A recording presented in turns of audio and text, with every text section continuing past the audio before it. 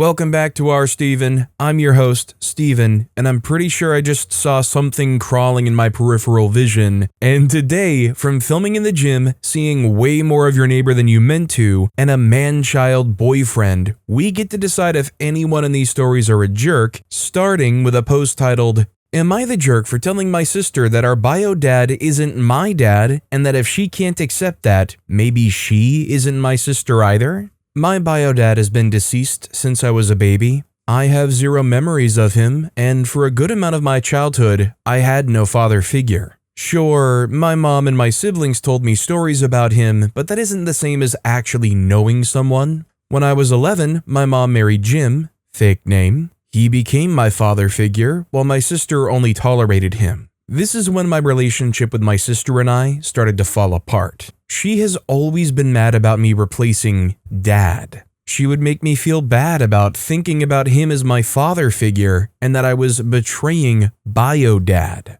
Our relationship got better after she went to college. The issue is, I was looking through old photos with my mom and we saw a few of my bio dad at a themed park with my siblings. Apparently, before he passed on, he would do little theme park trips with the kids. I asked Jim if we could go to a theme park and have some pictures. He agreed, and we went this weekend. I had a great time and posted some pictures on Instagram. My sister didn't take it well. We got into an argument. She claims that I've been betraying bio dad, and basically, how dare I do something that bio dad did with them, but with Jim. I pointed out that I see Jim as my dad, that I literally call him dad. It went on for a while, and she told me that I was being a bad daughter for replacing him. I had enough and told her that our bio dad ain't my dad, that my dad is Jim, and that if she can't accept that, then maybe she ain't my sister either. She went to my other sibling, and I'm basically being told to apologize. I don't want to. I am sick of her making me feel bad that I think of Jim as my dad, and I don't even remember bio dad at all. It wasn't even the same theme park. The one we went to opened last year. The OP then posted an update. Update, I talked to my grandma and she helped me come up with a list about all the times my sister made me feel bad for having a relationship with Jim. It was pretty long and I've decided to take a step back from that relationship. I am tired of feeling bad for having a father figure. I shouldn't have to hide that I like my dad or be screamed at because I made him a Father's Day card. Happened multiple times and she even ripped one of them up. I hope my sister gets the help she needs, but I am done. She is 22 and should not be screaming at me over this. My relationship with him doesn't affect her at all. For everyone thinking this was spite, it really wasn't. It was me living my life and I don't wish to walk on glass around her anymore. I should be able to go on a dad-daughter day and post about it without being screamed at. So I just want to jump in here and say, while I do think in the end OP is not the jerk here, I do wonder if, because of the sisters pushing, which is understandable because OP never knew their bio dad, never had a relationship with them, that because of that pushing, they've kind of allowed their bio dad in their mind to become this frustrating, annoying thing that they don't want to ever be a part of their psyche.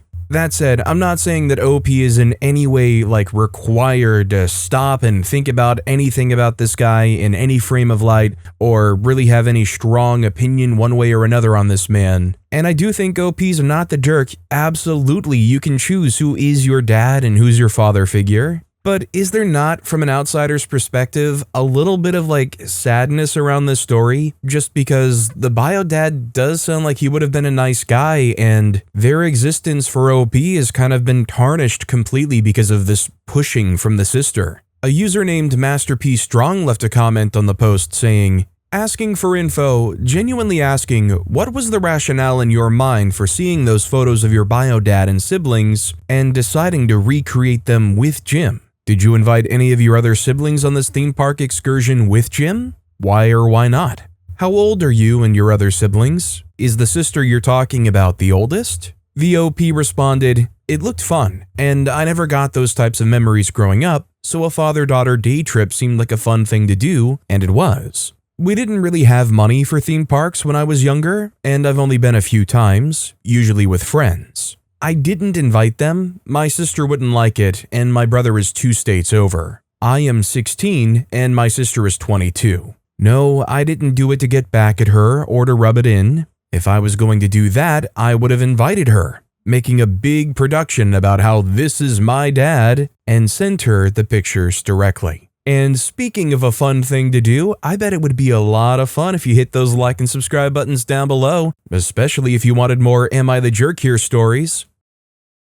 Our next story is, am I the jerk for refusing to let my mother-in-law babysit over a dummy? As the title mentions, this is over something people might consider to be trivial. Here goes. I have a toddler. Said toddler was inseparable from their dummy, pacifier, to the point that we had to make them go cold turkey. I had many sleepless nights because the dummy was a vital part of their nighttime routine, but any access to one would cause a world of chaos for us. Long story short, it took us 1 month to fully wean and 3 months to get to the point where any stray dummies were voluntarily surrendered. We have a baby now. Our toddler was great at handing the dummies to the baby without daring to put it in their own mouth. That was until my mother-in-law babysat, and we returned to find our toddler asleep with a dummy in their mouth. My husband was furious and tried to explain what can of worms she had opened up for us. My mother-in-law tried to explain that our toddler started to cry inconsolably,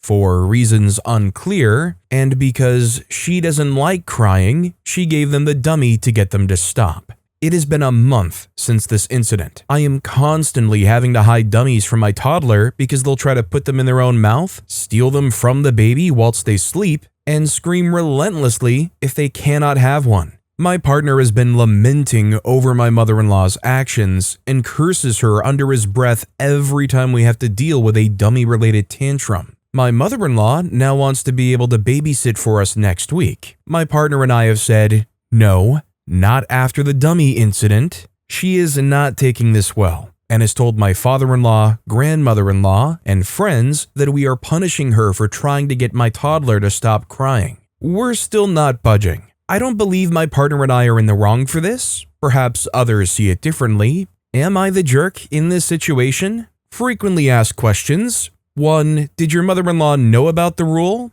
My toddler was weaned about 1.5 years ago, and then some. My mother-in-law avoided seeing us as much because of the crying. During this time, my toddler has not asked for a dummy, not attempted to put any in their mouth, nor have they been bothered by not having one. 2. Why have dummies in the house? We have a baby that sometimes needs one to settle. Teething products aren't working. The teething is quite aggressive and a dummy is a safer, comforting option. My baby is also not dependent on them, and once this stage of teething is over, the dummies will be removed from the household. They were also not an issue before my mother-in-law gave one to the toddler because the toddler would hand them to the baby. Also, this incident took place at my in-laws' house, not mine. 3. Why have dummies at all? If you're not aware of the health benefits, please do your research. I won't go into a long tangent as to why. Whether or not you agree is down to you. 4. Does your toddler have any learning difficulties? No, they do not. 5. Why are you preventing your mother-in-law from seeing the children? That was never a thing. I don't know where anyone got that idea from because all that was said was that she isn't allowed to have them unsupervised. The only times she was allowed to have them prior to this was if my father-in-law was around because he is better suited for dealing with crying. My father-in-law was present when the children were dropped off, not when we came back. Right now, the dummies will continue to be an issue, so my children will not be having visits if either my partner or myself are unavailable, even if my father-in-law is present. PSA: to those on this thread that are making up some concerning things to fit their narrative, I suggest you scroll because this post appears to be a trigger for you. So jumping in here, I don't know exactly what the other people in the comments were making up to kind of fit their narrative apparently, but to be fair, on the AITA sub, if you do go through the comments, you can sometimes find, like, to be fair, very far downvoted, disliked comments, but still some wild takes. Like, just for example, let me pull up the post and I'll see if I can find some crazy comment that OP's kind of referring to here. One person left a comment saying, "You are the jerk. The dummy being used again is probably a short-term regression in relation to the new baby. You and others on here are weaning toddlers off dummies. Have none of you heard of transitional objects? And what about the stresses on the child at this stage of life? Have you ever seen an adult walking around with a dummy? Why are you making such a huge deal over a dummy? If the child was crying inconsolably, that is a heartbreaking situation. The conundrum is, why on earth did you introduce a dummy in the first place? And especially given that you have such rigid ideas about it now. Mother of many children, none of whom ever had dummies. And then I found a couple more blunt comments, like one from Proper Knowledge saying, "You are the jerk for calling it a dummy, not the jerk for not wanting her to babysit." Historical Ad left a comment saying, "I think anyone who gives their kid a pacifier is a jerk. They don't need them." And lastly, on the other end of the spectrum, near the top voted comments, was Reasonable Bad, who said, "Not the jerk. I'd be tempted to send mother-in-law a dummy to stop her crying." Our next story is, am I the jerk insisting 33-year-old boyfriend wears shoes in shopping centers? Am I the jerk? Me, 35-year-old female, had been planning on going to our local very large shopping center all day. When I finished work, he's come over and I give him a 30-minute reminder, a 15-minute reminder, and a 5-minute reminder we were leaving. Once we left, I asked him if he had brought shoes. Ongoing dispute in our relationship, and he said no. I've told him countless times that he has the choice to not wear shoes when we leave the house, but I also have a choice to not have a part of it. I informed him I consider not wearing shoes in public a disgusting practice, and he started accusing me of insulting him and calling him disgusting. I reiterated that I wasn't saying that about him as a person, just the act of going barefoot in nice, very busy shopping centers. On the drive there, I informed him that he would be staying in the car because, again, it was his choice to not wear shoes, and now he's accusing me of not wanting to be with him, not wanting to spend time with him, and calling him disgusting. Am I the jerk? I think this is one of the few times where I would have to call for info here. Where in the world does this take place? Because surely, in America, people aren't rolling up to a busy shopping center barefoot. I mean, seriously, what's going on here? Not wearing shoes? Like, at the least, get this guy some slides or something that are like basically barefoot. You can still have your dogs out, bro. Brew left a comment saying, "You're his girlfriend, not his mother. Why are you forcing him to go shopping and to wear shoes? You are the jerk." OP responded to that comment saying, "He was the one that was adamant to come and we'd been planning it all day. I was happy to go alone. He's got severe ADHD and time blindness, thus the prompts because I had to leave by a certain time and he showed no indication of getting ready. But yes, going barefoot in a major shopping center and then getting straight into my bed is foul and I can't believe you think I'm the jerk for thinking so." No Thanks left a comment saying, "Not the jerk, this would straight up be a deal breaker for me. Bye. Also, why do you need to remind your boyfriend when you're leaving? Is he 5 years old?" OP responded, "Severe ADHD and time blindness, and I had time pressure and a certain time to leave by." I just have to say again, how is everybody glossing over the fact that he's barefoot in a shopping center? He ain't Jesus or Paul McCartney. Our next story is, would I be the jerk if I told my neighbor that I can see everything? Not totally sure if this fits here, but I would like some advice on how to broach this subject with my neighbor. I live in an apartment complex, and we all have floor-to-ceiling windows. I have a neighbor who lives a few doors down. We've spoken maybe 5 words to each other. The thing that I don't know how to bring up is her window faces my windows at a pretty weird angle. So anytime I look out my own window, it's like a perfect view of her apartment. Recently, she's been walking around a lot less clothed, going to the bathroom with a door open, things like that. So anytime I look out my window, it's just right there. I'm literally not trying to be a creep.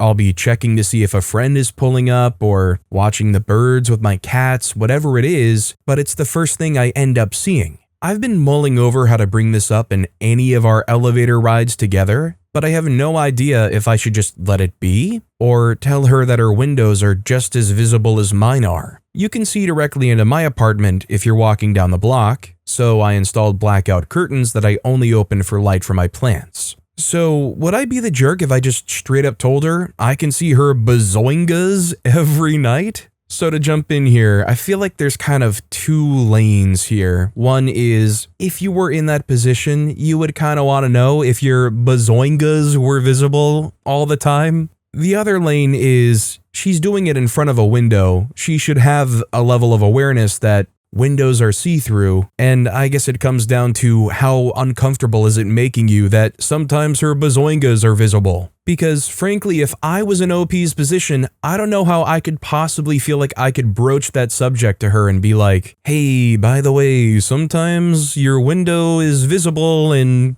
I see some stuff, without feeling like I'm all of a sudden the most likely candidate for a restraining order or something. K23 left a comment saying, you would not be the jerk, but not your drama. This isn't something you can address without sounding like a creep. Lieutenant Siegel left a comment saying, I'm laughing at the comments because OP is getting conflicting advice from everyone feeling differently about this. One being, I would want to know, so please tell her, but don't tell her directly because she'll be uncomfortable having to put a face to the person watching her naked. So you should leave a note, but also don't leave a note because then she'll feel like she has a stalker getting a message from a faceless person watching her. Or a reply of, never look out your window again. Or a reply of, she knows, or doesn't, and doesn't care if people see, so don't do anything. OP responded to that comment saying, I went to sleep and then woke up to literally 500 comments with all of this conflicting advice, and I'm just...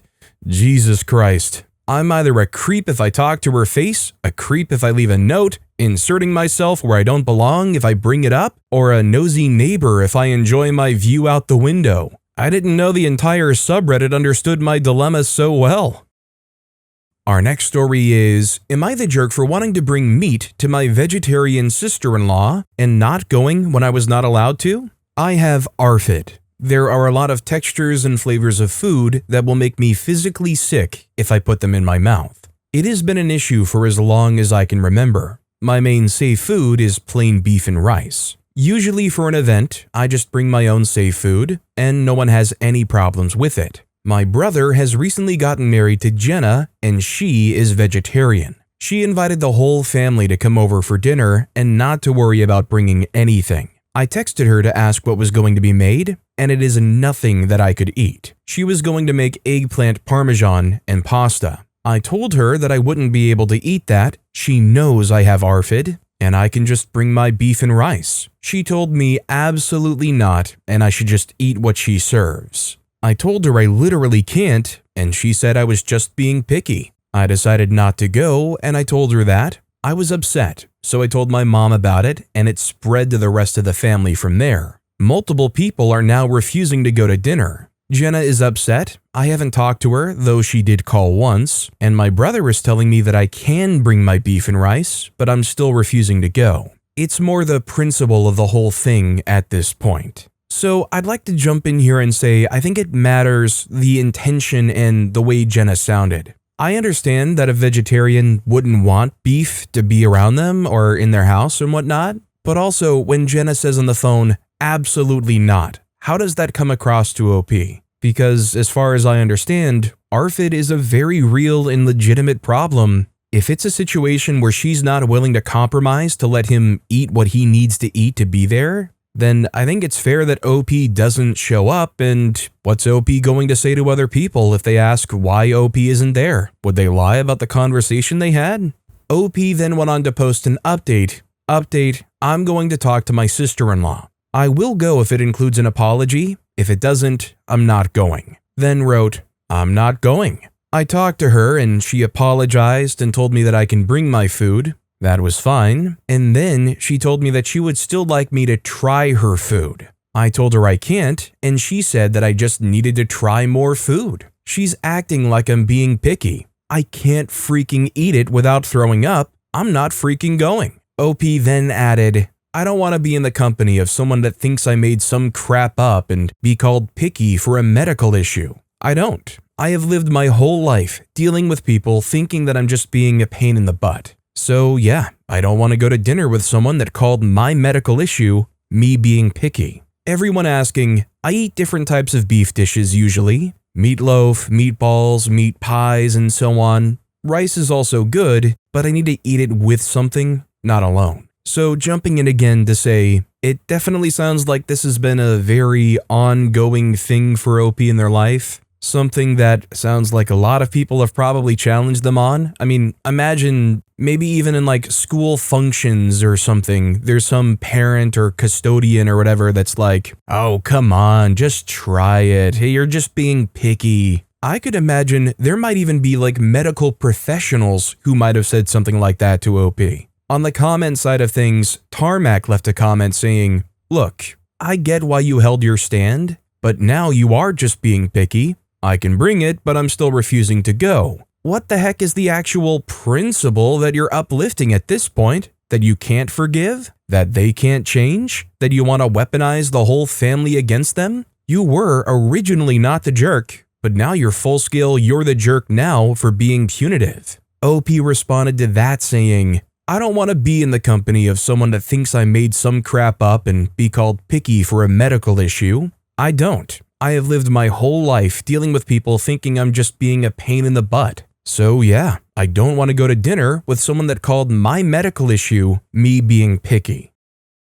Our next story is, am I the jerk for telling a woman at the gym to stop filming because I kept ending up in her videos? I, 31-year-old male, go to the same gym most mornings before work. It's a normal chain gym, like not one of those influencer gyms, but people still record sets sometimes. There are signs about not filming other members without consent, but it's not like it never happens. A few weeks ago, this woman, I'll call her Jenna, started setting up a tripod near the cable machines. I didn't care, like, I'm not trying to police anyone, I just did my workout and stayed out of the way. But then I kept noticing that I was showing up in her videos anyway in the background. One day, I was doing lateral raises and her phone was pointed straight through the mirror, so you could see a big chunk of the floor behind her. I only noticed because I could literally see myself in the mirror on her screen when I walked past. I'm not saying that she was doing it on purpose, but I also don't want to be in some stranger's videos at 7 a.m. when I'm half awake and sweaty. The first time I said something, I tried to keep it casual. I waited until she was between sets and said,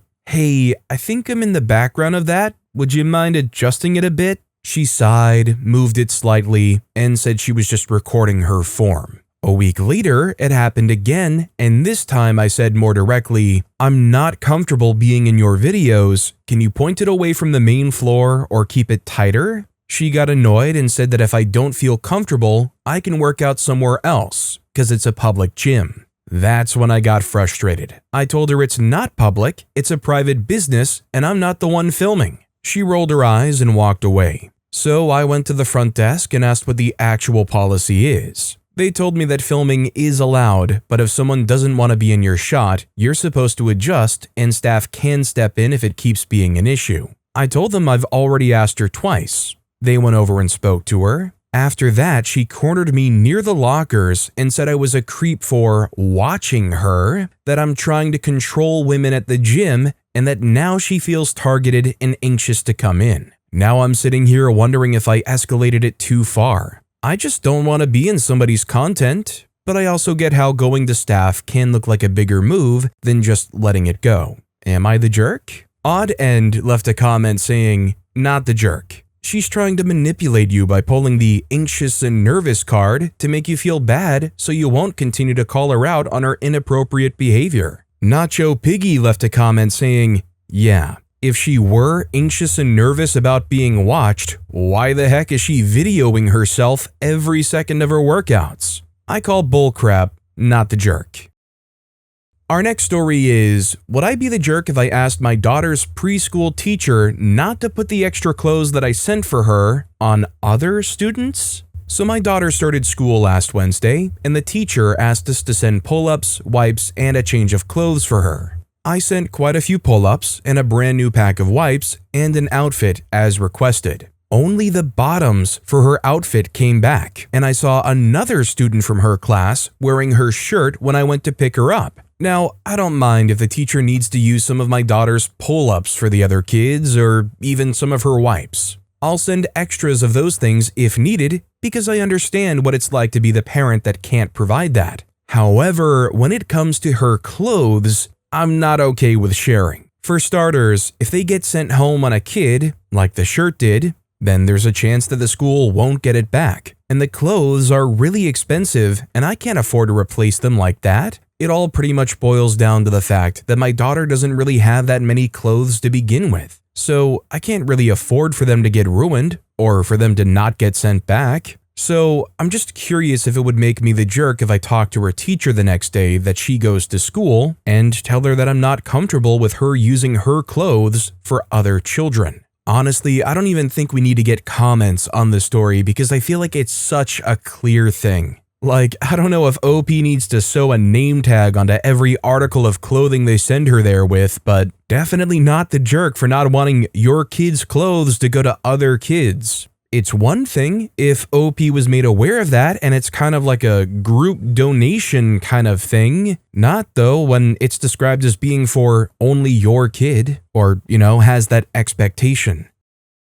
Our next story is, am I the jerk for blocking my neighbor's car? In all the time that I've lived here, 6 years, snow removal has been a non-issue, but the building was sold last spring and this new guy apparently loves accumulation. Because of that, I didn't own a shovel, never needed one. But we got like 15 inches of snow and the landlord still hasn't plowed or cleared any snow. I'm not looking forward to it freezing over, so I walk to the store, buy a shovel, and dig my car out. I also dig a fatty path across the parking lot so I can pull out. I take care of a couple of errands, gone maybe an hour, and this lady parks in my spot. The only spot available, yes, but it's there because of my labor. We don't have assigned parking, but we do always park in the same spots, so it's not like she doesn't know who carved a path. I'm not digging myself another parking spot. I'm not very altruistic, so I park behind her. I have a meeting in 15 minutes, and I can't be freaked to find out whose car this is. There are only 3 units. 2 commercial stores downstairs, but they're closed today. Still, I decide not to go door to door.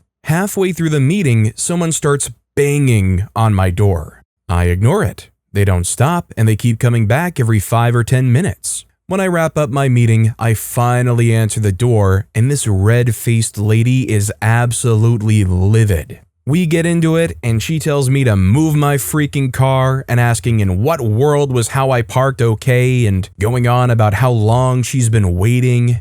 I tell her that I dug that spot out myself and had nowhere to park, so I had no choice. I put my boots and coat back on and go out to move my car, and my neighbor is there. I guess whoever she was visiting, I don't associate with the neighbors ever if I can help it, with his arms crossed, and he lays into me too, saying that I should have asked them when they needed to leave so we could decide who should park in back of who and move our cars. I'm just like, what the heck? Cause maybe he could have dug his guest a space if he knew she was coming. He brings up that there's no assigned parking and that he doesn't have a shovel anyways. Whatever. It went on, and I really don't think I was the jerk here, but my neighbor said that he used to like me because I was quiet and respectful, but now he knows my true colors. So am I the jerk here? I genuinely feel like I'm in the right and they need to chill out, but now I think there's unnecessary bad blood between us. Edit, adding at a user's suggestion that the lot is gravel, as the front of the building is a sidewalk with 2-hour spots for visitors and customers. Also, so many you're the jerk, not the jerk, everybody sucks here, that I have no choice but to accept that we were all the jerks. Just a bunch of jerks being jerks in the snow because of the landlord being a jerk. Thank you. Second edit. You know what I just realized though? They could have dug her a pathway out. The way I parked was only blocking her because it was the car-wide path I'd shoveled out, but she could have started digging herself a way to turn around as easily as I dug a way to pull out. She also could have just widened the path to a 2-laner and popped out. So 2 things. 1, I've never seen snow, and for some reason, the other day there was a comment left by somebody that said, apparently I claimed I lived in New York, which was never the case. I've lived in a place where I've never seen snow, I've never had to deal with snow. Just wanted to quell the rumors, I guess. But with that extra knowledge that realistically I'm not experienced in this field in any way, I do feel like it's kind of both sides are jerks here. It sucks that they took their spot that they worked and dug out, but it's not assigned parking. I mean, how many other people, when they're coming to visit a friend, see a perfectly dug out spot and go, well, better turn that spot down? OBX Gaga left a comment saying, "You're kind of the jerk here because, unfortunately, your labor doesn't entitle you to ownership of the spot you cleared when they're not assigned. A more fulfilling response might have been to clear another spot for yourself, preferably next to the original one, and put all the snow you shoveled behind her car to block her in." OP responded, "I don't think my arms could have handled that. It was a bit more intensive than clearing a long straight driveway." Dalqual left a comment saying, "Everybody sucks here, but I also dug a fatty path across the parking lot so I can pull out. What the heck is a fatty path?" OP simply responded, "A path that one might consider to be fatty." But anyways, if any of you guys are still looking for a spot to park up and listen to some more Am I the Jerk Here stories, why not check out another one of my Am I the Jerk Here videos on the left of the screen? Or if you want to park up and catch my latest video, you can check that out on the right side. But with that being said, stay warm, and I'll see you all next time with some more stories.